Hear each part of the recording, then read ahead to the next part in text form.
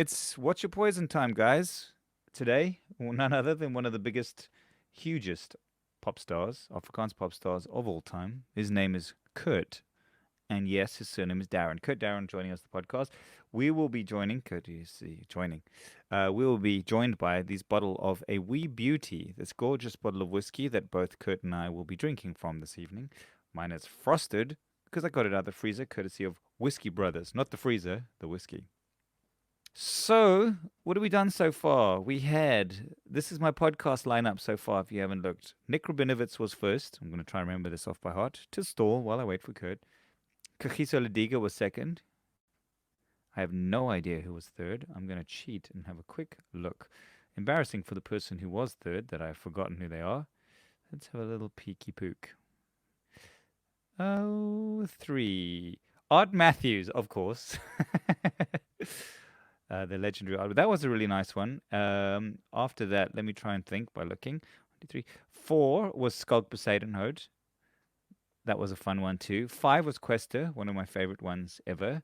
6 was My Mom, which was also one of the good ones. 7 was The Inimitable, The Indomitable, Arno Costins. And this one, number 8, Your Friendly Mr. Darren.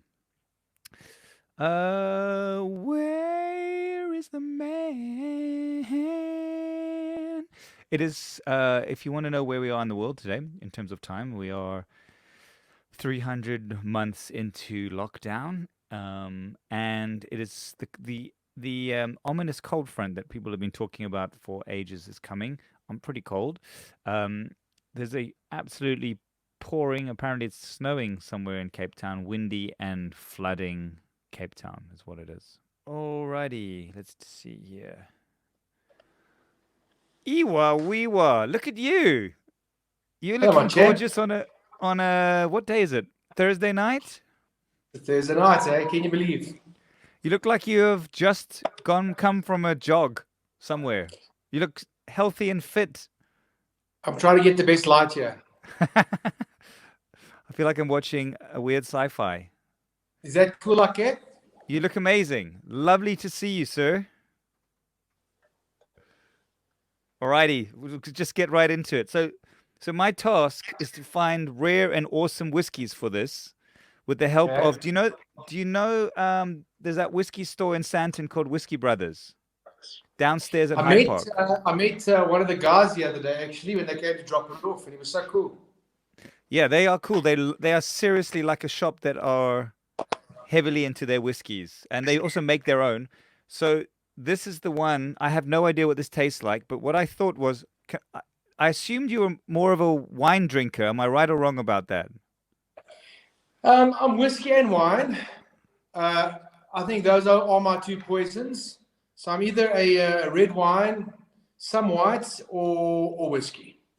So this whiskey is sort of a sherry-esque whiskey is what I've read.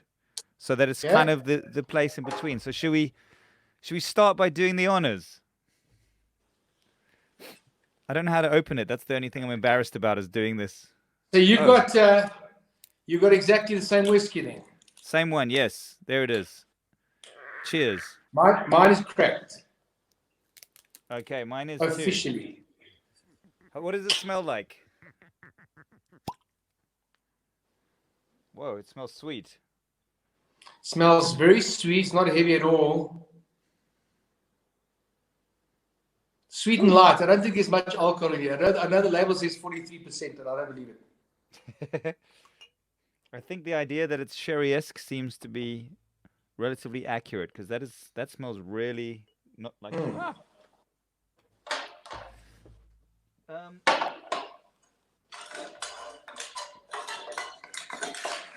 Kurt Darren. Cheers. Wait, my champ, wait. Oh, yeah, you're icing up. Oh, you came totally prepared. But look here. Always the classy one. I have an ice bucket. I'm everything ready for you. So it's our first date. Our first date, my friend. Okay, let's see how we do here. So cheers. To us. To us, John, our history, our lives. Our love that will never die. I'm liking it. I'm not sure what to make of that. No, I'm not. I'm actually liking it. I just put ice. I haven't put any water in yet. I know it's no sin to put a bit of water with your whiskey, but You want to do it? I've come prepared. But I'm okay with this. Cool. Well, let's have some fun. Let's just start by saying I don't think people know. I'm one of the very fortunate people. I'm not saying this to be weird about it, but who know how, because you have a very big in front of the camera personality, but behind the camera you are one of the coolest people, like genuinely awesome human in an industry full of douchebags. And Thanks, John. what is the Sama over there behind your shoulder? Which one is that? Best pop album for Laddie Dance Flew Brunt, which was about 3 years ago, I think. And but the thing behind you, is that an award or a vase on the shelf? No, that's a Guma. That's a Guma award. Yeah, she put it up here. I mean, all my stuff's in storage. All my my awards and my gold and platinum awards, and all in storage. So I keep nothing in here. But as a surprise for my birthday in February, she put up 4 of my awards here and kind of some of my album covers on the wall. So she just chose it randomly. Awesome. How have you been these last few months? Has your life changed, or have you just? Well, yeah, I mean, everyone's going to have their own story in lockdown, I suppose. But, I mean, my last show was on the 11th of March. It is now beginning of July. So my last show officially was 11th of March. Obviously, we've done a couple of online shows and things, but South Africa still needs to catch up a bit with streaming and not South Africans, South Africa, technology and whatever, just to get into people's houses and stuff. So, online shows are doing very cool. I got one now on the 1st of August again in Cape Town, actually, at the Good Luck Studios. So I've got a full-on show in Cape Town on the 1st of August again. But do you have to travel to it? Hey? You actually physically travel there for the show? Oh, that's cool. I mean, yeah. Have you done any traveling yet? Will that be your first one? No, that'll be my first. I just took my wife away last week for her birthday, just to the bush. I've got a friend that owns a game lodge, so we just went for 4 days with the kids. Got our permits and everything, and just went there. It's not open. We just went, and I drove my own game vehicle around and whatever. It's a bit of a weird world right now. It's completely bizarre. I drove to Joburg and back in the last week. And I highly recommend driving at the moment. It's so much fun. There is not a car on the road, a couple of trucks, but no cars. And I drove there in a day. And I thought, what I did is I drove from Cape Town and I booked a room over in Bloem. I got to Bloem at 2:30 in the afternoon. So I just kept on going. It is cruising, no one to overtake you, no stress, just chill. It's a good time to do some road trips. A little bit of a road trip, eh? Yeah. I was actually thinking, because I got a house in Langebaan in the Western Cape, and I was thinking of maybe for the show on the 1st of August, if I'm going to go down, why don't I just drive down? I really bought my plane ticket. Drive down, take the family down, and just make a road trip. I don't know. I recommend that. I promise you, doing a road trip now is you'll. It's never been like this, and it will never be again. It's really amazing. It's the best way to travel when there's just no stress, because that drive is so hectic always.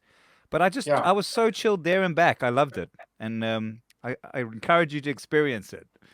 I might take you up on that. You're going to inspire me to do something like that, my buddy. Cool. I wanted to just talk about my experience with Stone Cold with you, and just how chilled and cool you were to do some pretty crazy stuff. I thought, and was definitely was. I felt really privileged to see the kind of behind the scenes thing of you, and it's really cool. I mean, I just admire you a lot. And, Yeah, just wanted to tell you that.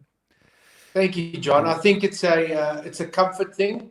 I think when you start learning to trust someone, especially in the business we're in, we sometimes get put in weird positions.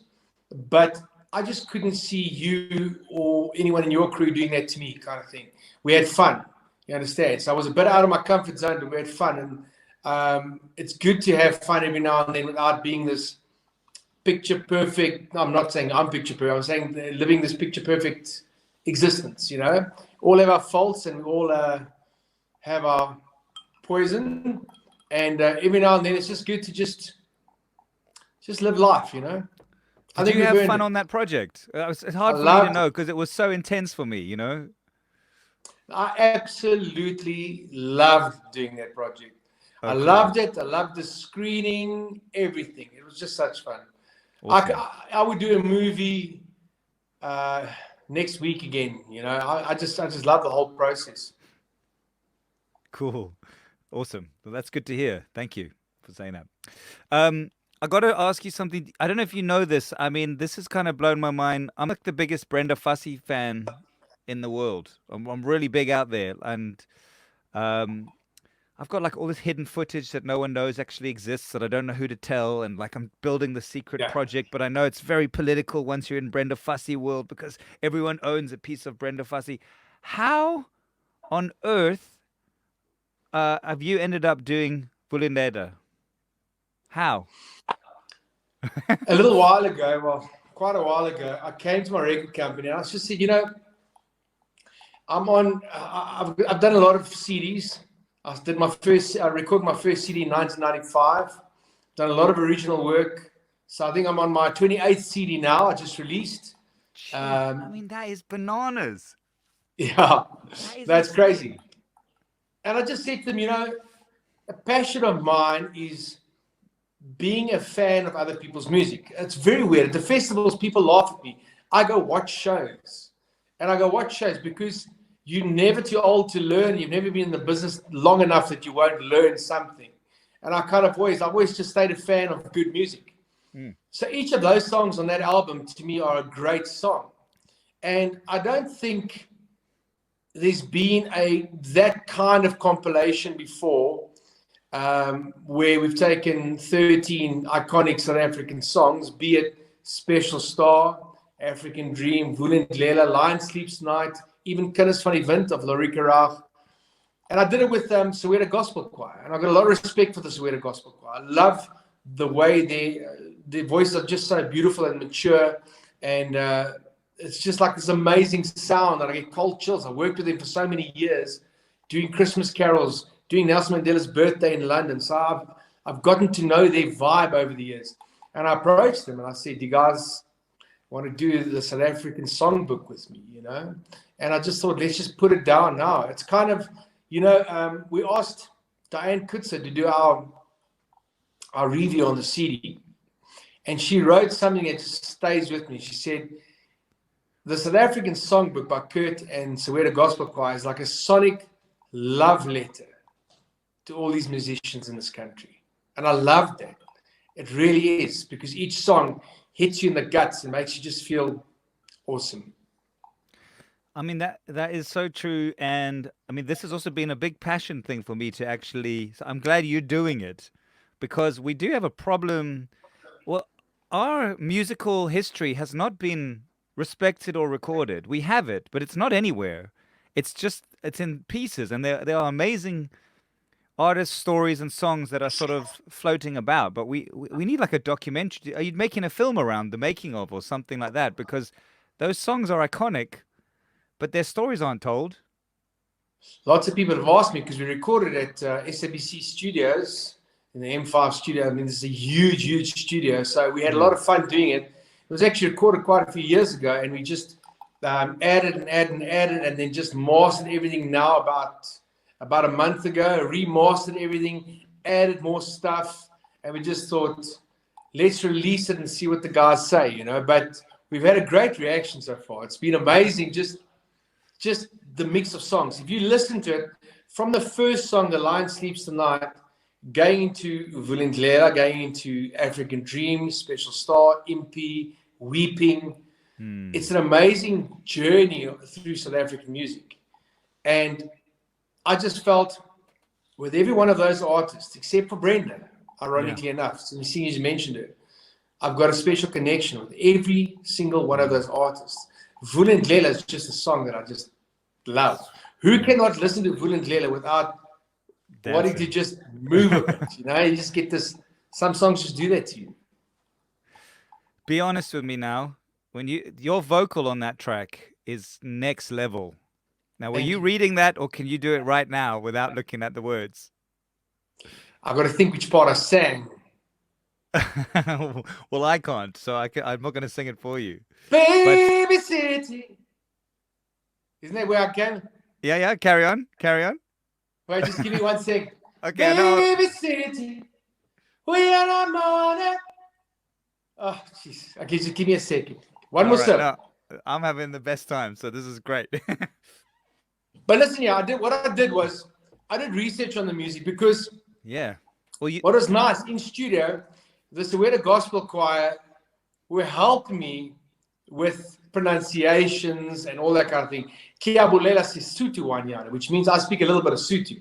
I can tell you I'm thirsty when I say ke swere ke lenyora, or ke swere ke tlala if I want to eat something, or ke nyaka go upela, which means I love singing. So I know some of the languages. I don't know all of it. And luckily, Soweto Gospel Choir was there to guide me through the process, which was amazing. You know, and I made that's sure. That's really what it's about. You don't have to know. It's you connecting, right? But what I did do is every song I sang, whether it be Pata Pata or Vulindlela or any of those songs, I asked them to explain to me the meaning, the exact meaning of those songs, kind of thing. So that when I sang them, I really portrayed them right. Because I like singing stuff. You know, I know some people start singing elementary stuff like Macy and Captain and Los Lapi or whatever. But each of those songs have got some little kind of story to them. Same as these songs. And Vulindlela, she's singing, I don't know, I think Brenda Fassie co-wrote the song with someone else. They're singing about eventually the son's getting married, and they never thought it was going to happen. And they're going through the town or the village, and they're showing everyone, check, my son is getting married today. He did it. All you naysayers, he's getting married today. It's a celebration song. I mean, it shows because your delivery on that song is dynamite, like proper dynamite. It doesn't sound. That's why I was interested in asking that question, not to catch you out. No, it's all good. The authenticity in your delivery is very intriguing because it could very easily have just been a read the dictation notes, and it didn't feel that way to me. So no, not at all. So I wanted to know which each song meant. Even songs like African Dream, I went into the story, Special Star. I went into the story and just kind of felt where it was going, you know. And I think each song is special in the way, you know. So I mean, a woman like Claire Johnson, a Manga Groove, we've done a lot of corporates together over the years, and it's just been amazing, our journey together. And then same as Soweto Gospel Choir, doing Nelson Mandela's 90th birthday in London. We've traveled a journey. The person that looked after me in London was Johnny Clegg. He looked after me. He was like a father to me. I went through a bit of a time, you know, with Eddie Grant, who actually didn't want to sing with me. Give Me Hope, Joanna. And Johnny and his manager were there just to chill with me, keep me calm, have breakfast with me. So I've had a lot of, I've just got good memories. That's really unbelievable. So you first met the Soweto Gospel Choir doing Nelson Mandela's 90th? No, I met them long before that. We've done a lot of stuff together. I've been in Christmas carols for about 18 years for Jacaranda, OFM, different stations. And it always ended up being the Soweto Gospel Choir, and more recently the Indlovu Youth Choir. So I've known them from that. I've known Bev and the choir for many years. So we, you know, and I mean, whether it be the Psalmers or corporates, whatever, we'd run into each other all the time, kind of thing. That's why I took the jump to ask them, do you guys want to record this with me? Did you, just tell me again, did you film the making of this by any chance? No. Should have called me, Kurt. I've been sitting here 3 years. We waiting didn't, for that John, and call. I've had that question. You know what? We can fake it. We'll redo we'll make the mockumentary version of it. But really, kudos. I mean, that is amazing. Baby city. Sorry, I'm still going through the lyrics, mate. Oh, cool. Well, when you get it, you'll wake up at 3 o'clock in the morning and you'll go like, Yeah, 100%. I remember even with the anthem. Remember, I messed up the anthem last year, last year, January, at the Varsity Cup, and they made such a huge issue of it. And obviously, you're supposed to know your anthem and all that kind of stuff.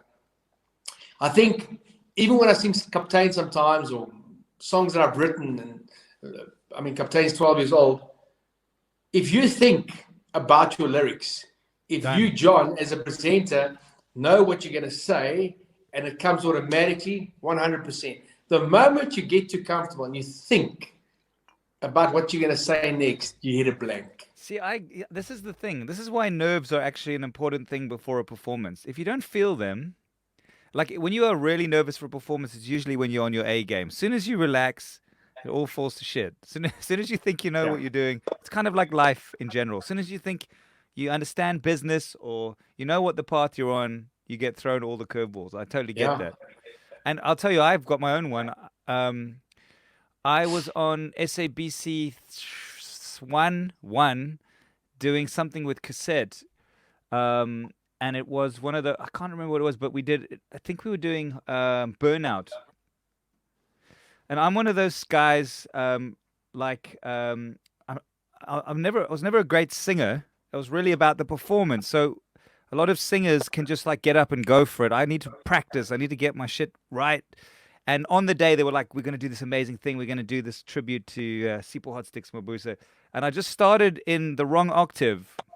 And I'm not even the octave, the wrong key to the band. And even though I knew I was on live TV, and even though I knew I was there, I couldn't figure out how to correct it. And just like went through. It's a brain. Yeah. It was, it was an hour long, that 3-minute performance. No, it's and hectic. I never got over it. No, it's hectic. And, I don't think people out there kind of understand. I know, and then everyone was like, "Yeah, but you get paid to do this," and it's all cool. But it's and I've gotten used to it over the years. I've gotten used to. It's like you feel like you got a pimple on your nose while you're performing, kind of thing, and just get on with it because there's nothing you can do about it. Just get on with it and just carry on. So it's okay. Everyone's got this story of when they were embarrassed on live TV, kind of thing. Can we talk a little bit about your early days? Because when we were making Stone Cold, you were really, I think we'd been drinking a lot, but you were quite candid about a lot of your entry into the music scene. I don't know how much of that you super cool talking about, but I'll like, you're sort of breaking into the Afrikaans market type of thing. Well, like I said, my first CD was in 1995. Yeah. And it was a completely English album. My first 4 albums were completely English. 95, 96, 97, 98. All English albums. I did like For Your Precious Love, all that kind of stuff. Then I decided in 1999, because I only sung covers up to there, not just covers, original songs that I get from great publishers at Gallo, all over the place. A guy called Jeff Painter. I don't know if you ever ran into Jeff Painter. I've heard the name, but I never met the guy. Great guy. He was at Gallo, and he looked after me for a long time. So you were signed to Gallo? Or not? Not yet. I was signed to Gallo at that stage. Yeah, I was signed to Gallo at that stage. And I just kind of went through the mill of singing and not really knowing kind of what to do with myself, but everyone's saying, yes, you've got a great voice and nice performance and all that kind of thing, but nothing was hitting home. I'm thinking, must I dye my hair blue? Must I dye my hair purple? How's anyone ever going to recognize me? What can I do that's different? And in 1990, the end of 1998, I met a guy just phoned me out of the blue and said, his name's Kwesi van Niekerk, he owns Select Music, and he knows that I'm actually Afrikaans. I'm mixture, English and Afrikaans. My dad's Afrikaans, my mother's English from Zimbabwe.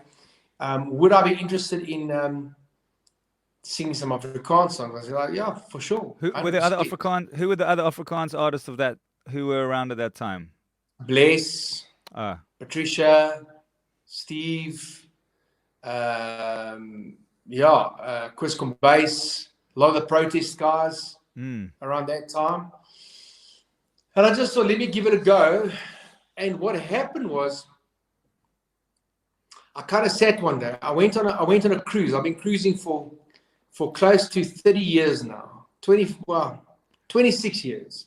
My first cruise is in 1994 with the MSC, and I just started going on cruises.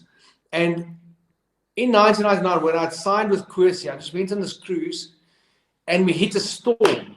I'll never forget it. We hit a storm on the front of the ship. The waves were coming over. It's like a grade 8 storm, which means like heavy hurricane kind of vibe. Took a bottle of red wine, a bottle of champagne, and went and sat in the nose of this massive cruise liner, and I wrote my first song. Called Buying Time. And from there, I kind of realized, just in my head, I've never been a great instrumentalist. I can write with guitar, play a bit of guitar, but I've never been a great instrumentalist. But I've got this band playing inside my head when I write. songwriting is your instrument. Yeah, my co-writers find it the weirdest thing. Like, I will sing the lead to the guy playing guitar on my album. I'll sing in the lead I want him to play. When we're writing songs, I'll sing into my phone. I'll have this melody going, and they'll say, "But how did you get to those notes?" You can't explain that. It's like a weird thing. It's like I don't know. So anyway, so I started writing songs, and I started realizing that I had an affinity for pop songs, as in catchy melodies, little catchy lines, little catchy hooks, that kind of stuff. And then I started writing my own songs, and that's when my career took off. And I started writing my own songs in Afrikaans and English, and then I realized this is my marketing. Do you ever just, I mean, it must be very hard because you're so successful to just like put out a English rock album or something totally, or do you just want to stick in your business lane, keep it together? I'd love to. I'd absolutely love to, you know. I mean, some of the songs I've done on African Songbook. Oh, you've just done it now, actually. Some of the songs I've done on African Songbook are songs that are completely out of what people would see me doing, kind of thing. And I just absolutely loved it, you know. And I'll be honest with you,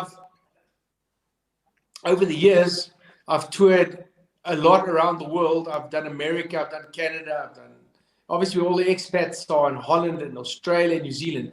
But I toured Australia with Fokofpolisiekar and Heel Was Fantasties at the same time. And I got on stage with him. And I was actually sitting, I don't know if you ever heard of a song called Dagdronk. Yeah, of course. Okay, now Dagdronk, you know what happens in Dagdronk? Yes. There's one very special line in Dagdronk of Fokofpolisiekar. And it's quite a hectic line, you know, ek werk my whatever.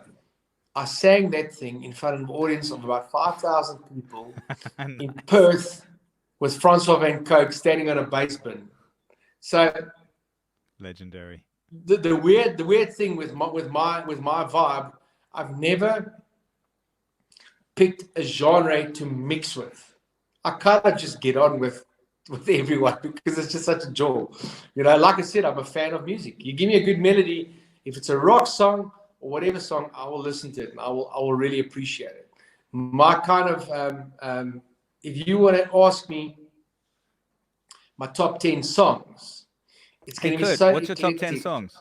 It's going to be so eclectic. It's going to be such a weird variety of songs you're not going to believe it. So, yeah. See the Rise Above This. I mean, See the Rise Above This is like, I will put that song on and just lose myself in that song. Then you get a song by a band called Mercy Me, which is a gospel band called God With Us. I listen to that song, it does the same thing to me because of this vibe. I just feel that music. And the ironic thing is both those songs are rock songs, like proper rock, like just this heavy guitar, it's just amazing. So I would love to do an album like that. I don't think I've got a voice for it, for a rock voice kind of thing. But I'd love to just try. I've done a show with Kurt Darren before where we did a show together and sang each other's songs, kind of vibe, and that was also awesome. So I get a chance every now and then to do that kind of thing. Jeez, do you have anything left on your bucket list for performances? Because I mean, I was just going to say that, you know, what's so cool is that, you know, you make it so your passion for the music, an album like Songbook from anyone else could be, you know, it could be seen as as a gimmick, but your passion for it, it's so authentic that this is not something you've done for. I mean, I'm telling you, when I heard you sing on that Brenda Fassie song, it's shocking to me that you are able to sing that way.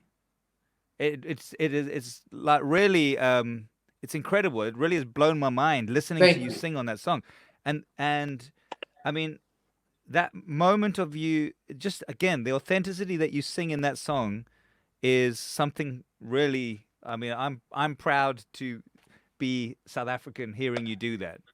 Thanks, John. I really appreciate that. And I can't wait for you to hear the rest of the album because songs like African Dream just moves me. That song, Yeah, it's what one a of those tune! songs. If What a you ask tune! me, one of my top 10 songs, African Dream, just because of what it does to you. Mm. The whole kind of what comes next in that song kind of thing, just the way it builds up and brings you into this, lots of times music could be seen as preaching to me. I've seen it often on stages, I've seen these American preachers, and I've checked these big stars, and it brings that same kind of euphoria. And I don't think sometimes people can explain it, but it's a feeling built inside you and me kind of thing. And we all move by different vibrations, different kinds of music, You can never judge someone on liking Well, pick a anything singer. really, anything. Yeah, you can't, because that is kind of what they sonically just want to hear, and what they feel. I can tell you, my kid is 5, right? And from the day he was born, I never influenced his music. I played him everything: jazz, pop, rock, blues. I didn't want to influence him with my music, and he has just decided at 5 the greatest band in the world is the Beastie Boys, and that's all he cares about. And he didn't even find it from me, even though I have Beastie Boys. He found it on a YouTube thing, and that is it. And I didn't give that to him. Those are the things he resonates with, and that's what he digs. Like that's it. It's Yeah, awesome. Yeah. it's So like my kids. My kids, I haven't tried to influence them at all, kind of thing. But the way they tune into power ballads, not kiddie right. songs, power ballads, and you're like, what are you talking about? And they get emotional. And you're like, and they're 5 and 3. I promise you, it's the weirdest thing. And I'm like, I can't explain. My wife says, but yes, they must have got something from, because I get moved by music, And I said, I don't know what it is. I don't know what it is. It's the way your brain is. It's the way your brain is wired. My kid's the exact opposite. He can't listen to power ballads. He gets too emotional, and he actually says they're not singing. He likes shouty music because when someone is singing, he says they're crying, and it makes him sad. So he has to listen to like up tempo stuff, so it doesn't make him sad. That's why he doesn't. When I'm playing a beautiful song with a ballad or whatever, he's like, "Turn this off. They're crying. They're not singing." It's awesome. I was really surprised that your publishers haven't contacted me about the cassette song on your compilation. Or is that a bonus surprise that no one's meant to know about yet? I think you're frozen. Oh, what a time to freeze. Right in the middle of that. Oh, you're back. Did you freeze on purpose there? Yeah, because I need to put ice in my drink. I'm going to fill me up over here. John, hopefully there's a South African songbook too. No, I'm totally joking. Not really. I'm very upset. But the thing is, when you do an album like this, I mean, pick your top 5 South African songs. Well, I couldn't do that. That's the thing. actually don't know. I feel stressed having to even think about that. Yeah. But no, I We had to can't. pick something. We had to pick something all encompassing that anyone listening to it, whether it be on, it's not a radio CD. It's not a radio CD. It's not going to get played on radio. It has been played on radio, but I'm saying it's not going to be a radio hit CD. It's going to be something that you just want to. Oh, that's cool Listen to to. listen to. I Yeah. don't know if that. So Here's the thing. What is radio now? In this time, the whole world has changed, yeah, and actually making stuff that people connect with is the new radio. And that's why I think like the timing is so great, the subject matter is great. I think it will do. It doesn't need radio, that album. It's too important yeah. in a way. But choosing those songs, we had to choose. I mean, who doesn't know Special Star? Who? When the stars. But I mean, the intro of that song is so unique. Yeah. That it's one of the most unique intros ever. You know, that whoever you are, no matter which culture you're from, no matter what you eat, what your favorite drink is, you're going to recognize that song. Mm. And that's kind of what we try to do with this album, you know. Did the And then, Soweto? Sorry, carry on. I think it was important for me to bring in Kinders van die Wind and Gebed, of course, do it, because those are also very, very emotional songs to me. And obviously, you know, just I had to bring in Loslappy because it's just like, you know, I've done many jazz festivals and stuff as well. Believe it or not, the guys booked me for jazz festivals. And I go there and they want to hear Loslappy. What? And I ask them why. And they say, we should say in front of them. So I say, okay, no problem. Well, Yeah. to your point, you can't judge. Did the Soweto Gospel Choir have any input on your song choice at all, or the arrangements, or how did the actual process of putting it together? Very definitely. So we had a short list of about 40 songs, and then we kind of decided together on what the final 13 or whatever should be. And then arrangement-wise, we sat with Murray Libber, who produced the CD, and sat with him, and we kind of went through everything, and everyone gave their input. I think if you listen to the album and listen to the rest of the stuff, Pata Pata, all that stuff, you're going to hear how the Soweto Gospel Choir brought their element to it. And when I say their element, I mean they can just use their vocals and you'll be moved, you know. I can't wait for you to hear our version of The Lion Sleeps Tonight. It's amazing. It's amazing. I sit and I listen to their voices. By the time it gets to my part to sing, I'm blown away, and I kind of, damn, I have to sing now, that kind of thing, you know. Tell me about your family life. How's it having little sprogs? It's amazing, my babe. It's amazing. I mean, lockdown has been crazy because they have never, and I have never experienced so much time together with them and them with me. I'm always like, I've had them climbing. I mean, when they were even younger, they were climbing in my suitcase, wanting to go with me wherever I was going, kind of thing. Sure. And they just can't believe that I'm here every day, kind of thing. It's like the weirdest thing for them, you know. And it's just been such an enlightenment, just spending time with them and actually getting to know them. You know, I know it sounds weird, getting to know your children, but seriously, getting to know them, getting to know. They're both so different. Cade and Kyra, little boy of 3, little girl of 5, and just their way of thinking and just sharing music. You know, I'm glad I put in the studio just before lockdown because we sit here and I play some stuff to them and record some stuff, and we watch shows on the big screen kind of thing, and it's just great to see their reaction. And actually, how intelligent 3 and 5-year-olds can be. It's crazy. Don't you think your kids are the cleverest? I mean, they are next level. It doesn't make any sense to me how they know all this stuff already. Nothing. And they surprise me every day with something new. And are you in the lockdown period? Everyone's kind of different. Have you been busy during this time, or just chilled, or have you been working on stuff, or are you always wheeling and dealing, or are you just there, like waiting for it to unlock? Look, I think a lot of people expect me to come with new ideas and all that kind of stuff because that's kind of what I've done my whole career. But this has been a nice little I mean, I don't wish it upon anyone, lockdown, but it's been a nice little recharge, first of all. Secondly, it gave us time to now eventually bring out this album and master it and just do a proper job on the South African Songbook, and gave me time to write some new songs. I'm writing with a guy called Clegg Gannon. He's from England. He writes for a lot of the big bands in England, and my publisher put me together with him, and he's been sending me music, and I've been putting lyrics in and singing melodies over these lyrics, so singing him demos and stuff. So we'll see what comes of that. And it's also is that a giving me normal time thing for you, or is that new to you? That well, writing with this guy is new to me, but I write with a lot of different guys. But writing with this guy, this acclaimed songwriter from England kind of thing, is a bit of a different thing, you know. And then sitting in my computer in my new little studio, it's given me time to record songs that I've always wanted to record. And you're going to laugh if I give you some of the names of some of the songs, because I don't know if a lot of the listeners are going to actually know a lot of the songs. Maybe. Ladies and gentlemen, let's play What's This Song with Kurt Darren.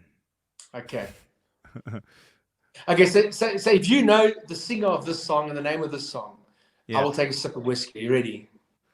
Well, why don't we say, just so that we drink more, why don't we say if I don't know, you take a sip of whiskey, otherwise we don't want you ending sober on this. Okay, because I'm actually talking to like the guru of music. Oh, so we've got a problem here. Okay. Okay, all right. Let's try again. Okay, let's go. The leader of the band is tired and his eyes are growing old, but his blood runs through my instrument and his song is in my soul. I'm just a living legacy to the leader of the band. The leader of the band, Dan Fogelberg. Of course, so I know that song very, very well, but I couldn't remember the title until you got to the chorus. That's what I have a piece of my brain that's missing, and it's like connecting things like that. I can't win this game, so. But John, great song. Next. After 2 whiskeys, maybe it's the way I sang it. No, I got the song. I just couldn't. Okay, next one. Let's do another. I'm ready. I'm game in now. Okay, you ready? Yeah. So these are all songs I've recorded in lockdown. I'm just giving you a little taste. So I'm having the best time. I downloaded a whole lot of these tracks from these American acts that put these tracks together, and I've just sung them because I want to record as much stuff as I can while I can. Keep at it. I'm having a ball. I want more. This one you're going to get so easily. You're going to get it so easily. It's a little bit funny. Okay. Weirdly, I've just had, having not listened to Elton John for so long, I was in Joburg now, and that's all I listened to. I don't know why. I just felt like immersing myself and reminding myself that man, it was untouchable. I mean, everything was so good. That is genius. So Elton John, your song. If you want to do yourself a favor, listen to a live version of that track, your song, recorded in Australia in 1986. Okay, hold on a second. I'm going to write this down. Elton John, your song, live in Australia. Live Australia. I think it's 1980. I think it's 1986. I might be out with a couple of years. Okay, you got it. No, you're in. Live in Australia, 1986. You got it. And he's wearing Mozart's wig. Mozart wig. Yeah. His version of the song, and the way he ends the song, he goes. I'll just do it for you quickly. I don't want to break this. He goes. Wait, just get your Mozart wig out. Okay. It's in my cupboard. It's in my cupboard. It's among my wife's clothes. But he goes. You know the part where he goes, "Excuse me for getting." You know that part, okay? He goes. Yes. In the live version, he goes, "Excuse me for getting. How about this is a do? Lord, I've forgotten." That kind of vibe. He does that in the whole live show. And it freaks my brain. Because that, once again, hits you in the guts. When he does it, of course. Wait, I love hearing you do it as well. Okay, next one. I'm loving this. I want to do this every week. It's a lot of fun. So I've been recording a lot of that kind of stuff. Cool. Give me one more. I'm trying to think what else I put down there. I just always want to record. November Rain. I love November Rain. But once again, I don't think I got that kind of vocal. I wish I did. Well, look, here's the weird thing about him. His two biggest inspirations were Elton John and Freddie Mercury. He loved Queen and Elton John songs just like everyone. Just had to happen. Yeah. He just happened to have swallowed a chainsaw before he started singing. Oh, I mean, November Rain. I read a thing the other day about November Rain. One of the most viewed videos of all time. It held a record for a long time. Of the 80s. Right. Of the 80s. I think it's the most viewed video of the 80s. Something like that. So I recorded also a couple of Phil Collins stuff. Cool. Against All Odds. Yes. I don't even remember Against All Odds. Yes. So let me think of a part of Against All Odds. Okay, I'll sing just a little bit. Yes. How can I just let you walk away? Let you leave without a trace. When I stand... Wait. Sorry. I started too high. How can I just let you walk away? Just let you leave without a trace. When I stand there taking every breath with you. Ooh, you're the only one who really knew me at all. So take a look at me now. I'm going to wake my kids up.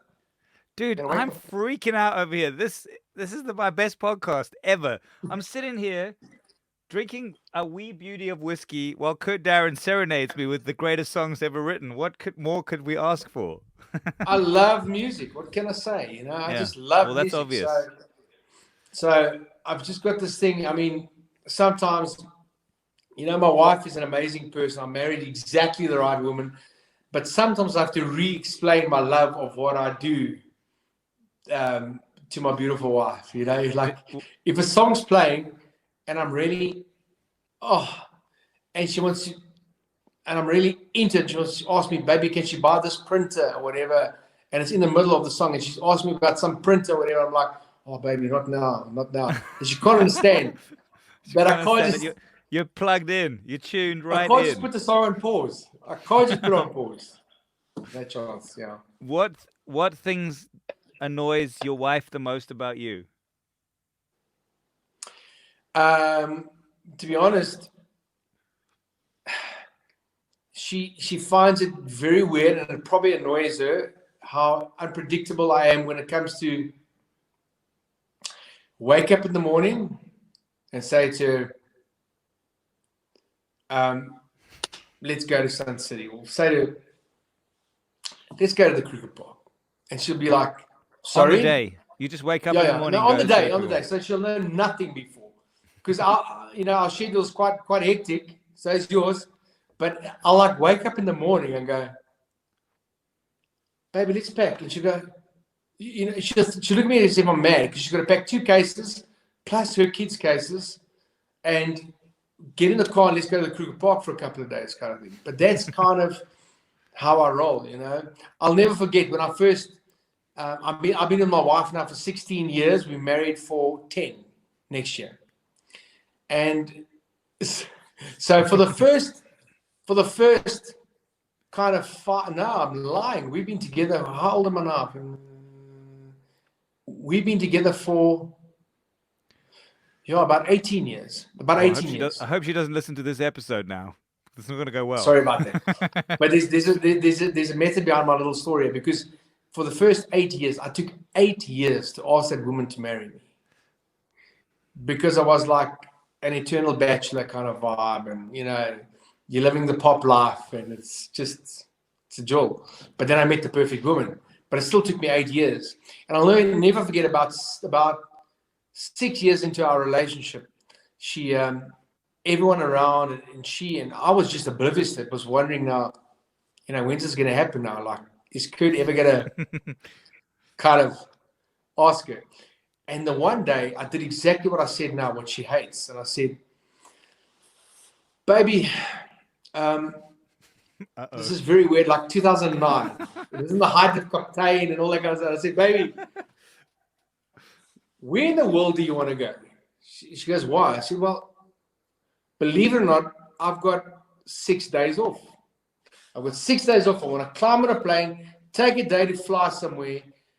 I will choose a place and you choose a place. And she chose Venice and I chose Paris, France. And she thought, her family thought, my family thought, she shaved her legs. She bought the best perfume ever. She thought, this is the moment. Under the Eiffel Tower or on the gondola, dream come true. We come to Paris, arrive at the airport, no plane, no bus or taxi wanted to take us into the heart of Paris. I was staying right by the Arc de Triomphe. I was staying right there. And no one wanted to take us. We were like, why? And they said, and only when we got to our hotel, we realized it's the 14th of July, which is their kind of, what do you call it? Bastille Day. Oh, shit. 3 million people under the Eiffel Tower.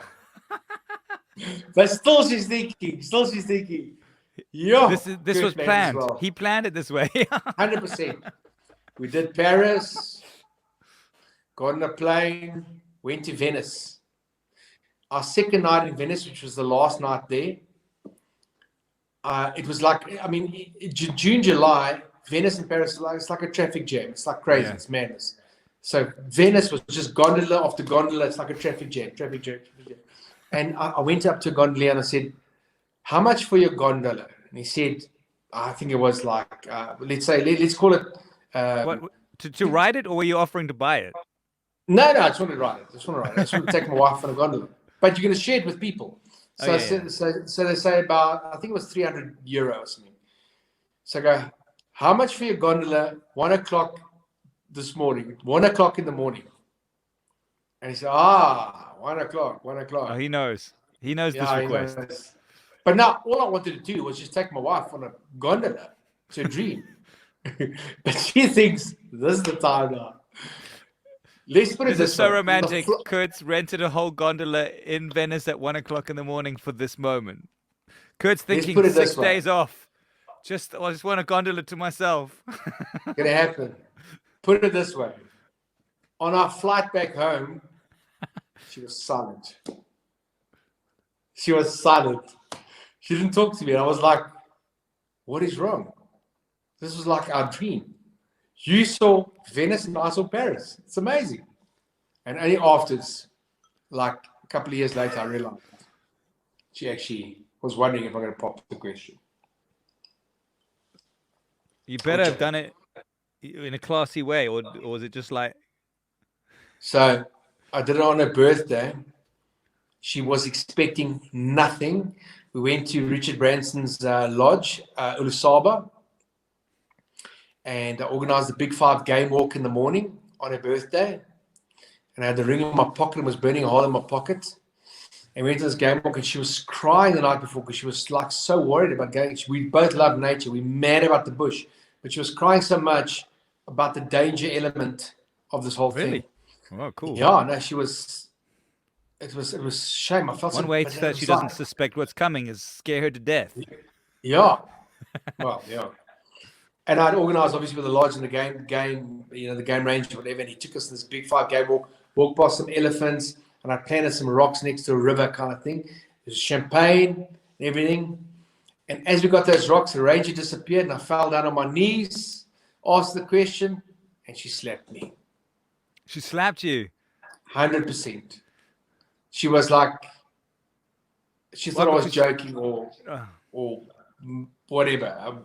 Maybe it was just shock or whatever, but she slapped me. And then she said yes. I got to just tell you, we have a very similar proposal story. Very. Because I also took like 7 or 8 years, a long, long time.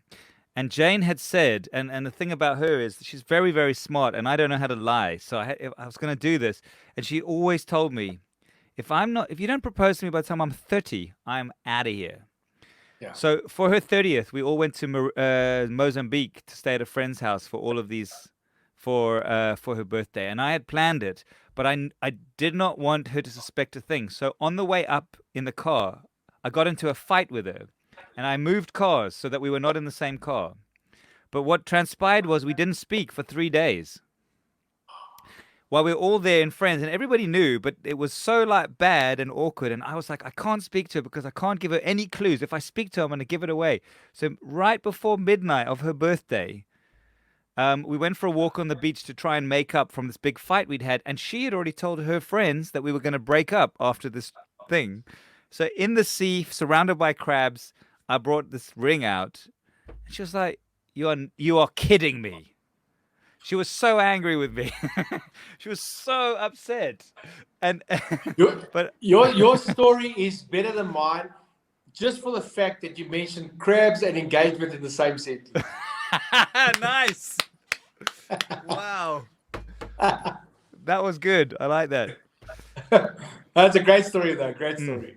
Mr. Darren, I just want to say it has been an absolute pleasure having you on this ridiculous podcast. I really appreciate it. I really, really admire you a lot. I think you're an amazing person. And I'm surprised you even agreed to do it. So I'm really chuffed that you did as well. So thank you.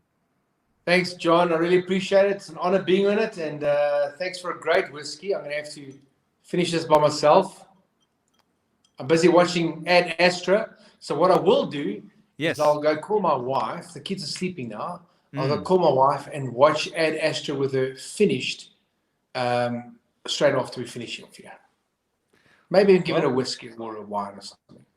Do that. She might even like this whiskey. It is not very whiskey-like. I'm enjoying it, though. Yeah, I really am enjoying it. I'm getting into it. It's a wee beauty. Yeah. Kurt, this has been What's Your Poison? Much love forever. I hope we work together. I'm making a Kung Fu movie in 2021, and I've got designs on you, so have you seen the shape I'm in now, bud? I'm training now. You Mr. Weight Man. Mr. Lost all my weight, and I'm a ninja. I'll be training for your movie. What kind of training are you doing? Are you doing boxing training or? No. I'm doing weight training. Yeah. And just weight training and a lot of cycling and that kind of stuff. But I'm loving it. I feel better than I felt when I was 30. Expect a random call then. I love it. I'm going to find a song I really want to record and ask my friend John to produce it. Just like a fun song, like just an awesome. Should we do November Rain? I dare you. I dare you. Yeah. Let's do November Rain. Let me think about it. I have to prepare mentally. We can. You know what we could do? November. You see, I don't know that screech of his, but I can hit those notes. We should reinvent the song. We should Africanize that song completely. Bring in local guys. Make it into something else entirely. John, let's record November Rain and release it this November. Come on. Okay, fuck it. I mean, it doesn't rain in November in Africa. November sun. No, November Rain. Okay. November, but we put a positive spin on it. I take the challenge. I'm going to ingest it, and I will come back to you on that. Yes, can you imagine the music behind that? It'll be amazing. She's like, it'll be fantastic. Have a lovely evening and enjoy the rest of your whiskey. Thank you so much, my bud. Have a great 2020. It's going to end great for all of us.